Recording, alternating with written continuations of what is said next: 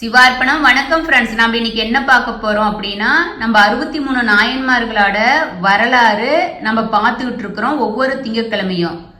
இன்னைக்கு பார்க்க போற நாயனார் யாரு அப்படின்னா, அறிவட்டாய நாயனார். அவரோட வரலாறு பார்க்க போறோம். இவரோட பேரு அவங்க அப்பா அம்மா வச்சது தாயானார் அப்படிங்கிற பேரு தான். நாம இவரை என்னன்னு சொல்றோம், அறிவட்டாய நாயனார் அப்படின்னு சொல்றோம். இவரு சோழ நாட்டுல கணமங்கலம் அப்படிங்கிற ஊர்ல வேளாளர் குலத்துல பிறந்தவர். அந்த வேளாளர் குலத்துல இருக்கிற மக்களுக்கு தலைவரா இருக்கிறாரு. விவசாயம் தொழில் செஞ்சு செல்வந்தரா வாழ்றாரு. அந்த கணமங்கலம் அப்படிங்கிற ஊரு இப்ப நாம என்ன அழைச்சிட்டு இருக்கிறோம்னா கண்ணத்தங்குடி அப்படின்னு அழைச்சிட்டு இருக்கிறோம் அந்த ஊரை. இது திருவாரூர் மாவட்டத்துல திருத்துறைப்பூண்டி வட்டத்துல இந்த ஊரு இருக்கு. அறிவட்டாய நாயனாரு அவரும் அவர் மனைவியும் சிவபெருமான் மேல அதீத பக்தி கொண்டு சிவத்தொண்டு செஞ்சுக்கிட்டு இருக்காங்க. இவரு தினம் தினம் சிவபெருமானுக்கு செந்நெல் அரிசியில சாப்பாடும் செங்கீரைய சமைச்செடுத்து மாவடு ஊறுகாயும் எடுத்துக்கிட்டு சிவபெருமானுக்கு ரெகுலரா உணவு படைப்பாரு. கணமங்கலம் அந்த ஊருக்கு பக்கத்துல இருக்கிற திருத்தண்டலை ஊர்ல இருக்கும் நீல்நெறிநாதர் கோயில்ல இருக்கிற சிவபெருமான வழிபாடு பண்ணி இவர் டெய்லி நெய்வேத்தியமா இந்த உணவை சாமிக்கு சமர்ப்பிப்பாரு. இறைவனும் அவர் கொடுத்த உணவை சாப்பிடுவாரு. சாப்பிட்டதுக்கு அர்த்தமா என்ன பண்ணுவாருன்னா, விடேல் அப்படிங்கிற ஒரு சத்தத்தை சிவபெருமானும் ஒலி எழுப்புவாரு. அவருக்கு சந்தோஷமாயிரும். ஏன்னா நம்ம அப்பா சிவபெருமானு நம்ம கொடுத்த உணவை சாப்பிட்டுட்டாரு அப்படிங்கறது, அந்த விடேல் அப்படிங்கறத அவருக்கு ஓச ஒளி சிவபெருமானால தெரிஞ்சிரும். இப்படியே அவரு ஒரு நாள் தவறாத சிவபெருமானுக்கு செந்நெல் அரிசியில சாதமும் செங்கீரையும் மாவடவும் செஞ்சு ரெகுலரா அவரும் அவர் ஒய்ஃபும் செஞ்சு கொண்டு போய் கொடுத்துக்கிட்டு படைச்சிட்டு இருக்காங்க. சிவபெருமானுக்கு படைச்ச பிறகு மீதி இருக்கிற செந்நெல் அரிசிய சிவனடியார்களுக்கும் உணவு பரிமாறிடுவாங்க. இப்படியே போயிட்டு இருக்கு. சிவபெருமான் நினைக்கிறாரு இவரோட பக்திய உலகத்துக்கு தெரிய வைக்கணும் அப்படின்னு சொல்லிட்டு. அதனால சிவபெருமான் ஒரு திருவிளையாடல் பண்றாரு. என்ன பண்றாரு, அவர்கிட்ட இருக்கிற மணி எப்படி குறையுதுன்னே தெரியல. இருக்க அவருக்கு வறுமை வருது. அவர்கிட்ட இருக்கிற சொத்தெல்லாம் போயிருது. இருந்தாலும் அவரும் அவர் மனைவியும் சிவபெருமானுக்கு செந்நெல் அரிசியில சாதமும் செங்கீரை பொரியலும் மாவடு ஊறுகாயும் ரெகுலரா படைக்கிறாங்க. அப்போ மணி இல்லாத போனது அவர் என்ன பண்றாரு, அவரு கூலி வேலைக்கு போறாரு. அவரை பெரிய செல்வந்தரா இருந்தவர் இப்ப கூலி வேலைக்கு போய் அங்க கூலி வேலையில அவருக்கு செந்நெல் அரிசி கூலியா கிடைக்குது.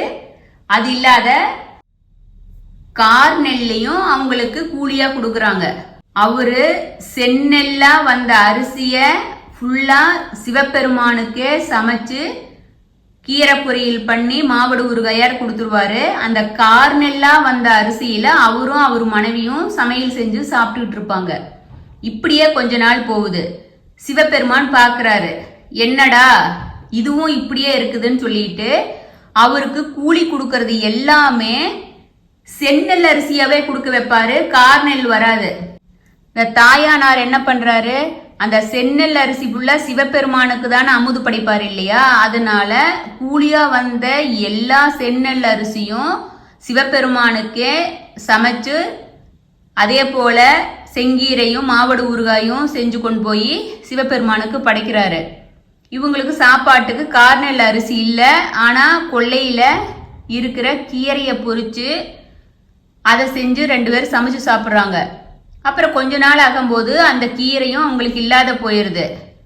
இருக்க அவங்களால பசி பட்டினி இருந்தாலும் தண்ணி குடிச்சுக்கிட்டு அதே மாதிரி கூலி வேலை செஞ்சுக்கிட்டு சிவபெருமானுக்கு செந்நெல் அரிசி கூலியா கொடுக்கறாங்க இல்லையா, அந்த செந்நெல் அரிசிய சிவபெருமானுக்கு அமுது படைச்சு ரெகுலரா ஃபாலோ பண்ணிட்டு இருக்காங்க. அவங்க தண்ணி குடிச்சு குடிச்சு எவ்வளவு நாள் இருக்க முடியும்? அதே போல அடுத்த தடவையும் அவங்க கூலியா கொடுத்த செந்நெல் அரிசியில அமுது படைச்சு செங்கீரையும் மாவடுகும் எடுத்துக்கிட்டு சிவபெருமான் கோயிலுக்கு உணவு கொடுக்கறதுக்கு போறாங்க. போகும்போது அவங்க ரொம்ப பட்டினியா இருந்ததுனால அவர்னால இருக்க நடக்க முடியல. அப்படியே தள்ளாடி கீழே உழுவு போறாரு. அவர் தலையில சிவபெருமானுக்கு அமுது படைக்கிறதுக்கு அவங்க சமைச்சு வச்ச உணவு இருக்குது.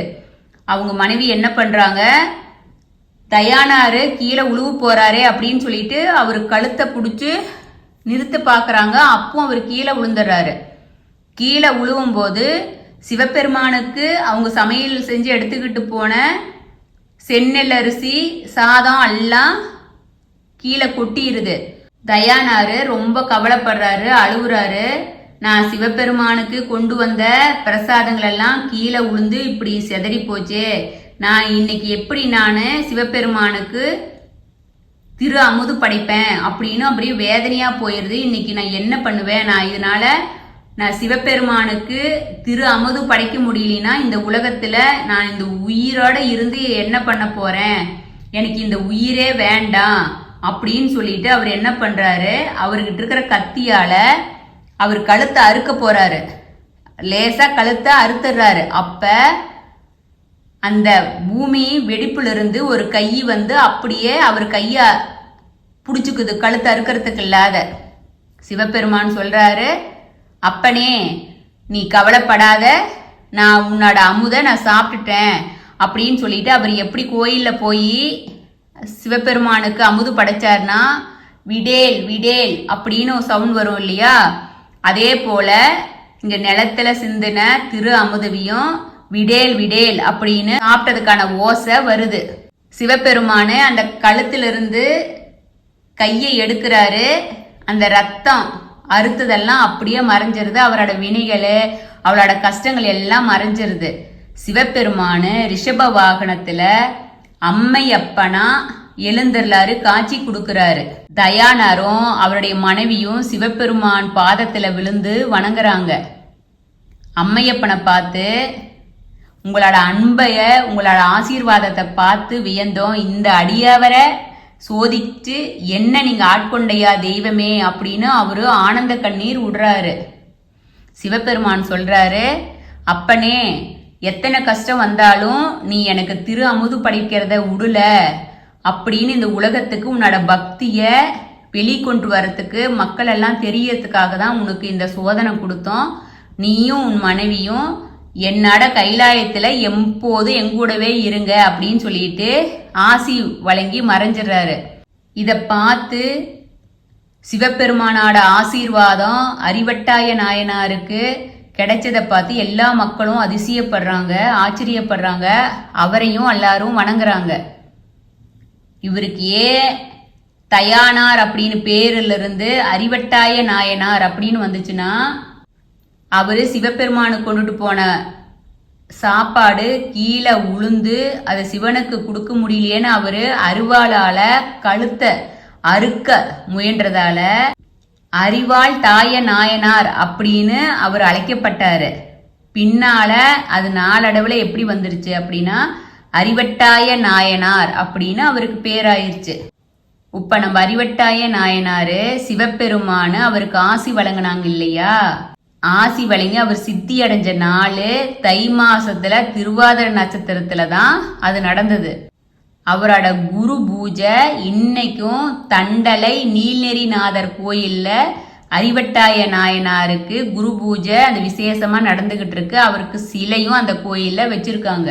அந்த குரு பூஜை அப்ப அந்த பகுதியில் இருக்கிற மக்கள் எல்லாம் எப்படி இவர் சிவபெருமானுக்கு செந்நெல் அரிசியில அமுது படைச்சு செங்கீரை மாவடு கொடுத்தாங்களோ அதே போல அறிவட்டாய நாயனார் நினைவா அந்த கோயில்ல திரு அமுது நெய்வேத்தியமா படைச்சு வர்ற மக்களுக்கும் உணவை கொடுக்குறாங்க.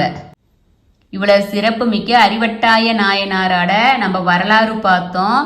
நம்ம 63 நாயன்மார்களோட வரலாறு பார்க்கறதுல என்ன தெரியுது நமக்கு அப்படின்னா, நம்ம ஒரு காரியம் ஒரு செயல் ஒரு நல்லது செய்ய ஆரம்பிச்சோம்னா அது எத்தனை கஷ்டங்களும் தடைகளும் வந்தாலும் நாம் அதை நிறுத்தாத தொடர்ந்து செஞ்சோம்னா சிவபெருமானு நமக்கு காட்சி கொடுத்து நம்மளை ஆட்கொள்வார் அப்படிங்கிறது 63 நாயன்மார்கள் கதையிலிருந்து நம்ம தெரிஞ்சுக்கலாம். இந்த கலிகாலத்துல நமக்கு எத்தனை சோதனைகள் வந்தாலும் அதை தாண்டி நாம சிவபெருமான் மேல மாறா பக்தி கொண்டு சிவனுக்கு பணிவிட செஞ்சு நம்புனால முடிஞ்ச அளவுக்கு என்ன முடியுமோ அதை பண்ணணும்னா இந்த கலிகாலத்திலையும் நம்ம அப்பா அம்மையப்பனா வந்து ரிஷப வாகனத்துல நம்மளையும் ஆட்கொள்வார் அப்படின்னு இந்த அறிவட்டாய நாயனாரோட வரலாறை நம்ம சிவபெருமான் பாதத்துல சமர்ப்பிக்கிறோம். சிவார்ப்பணம். வணக்கம் ஃப்ரெண்ட்ஸ்.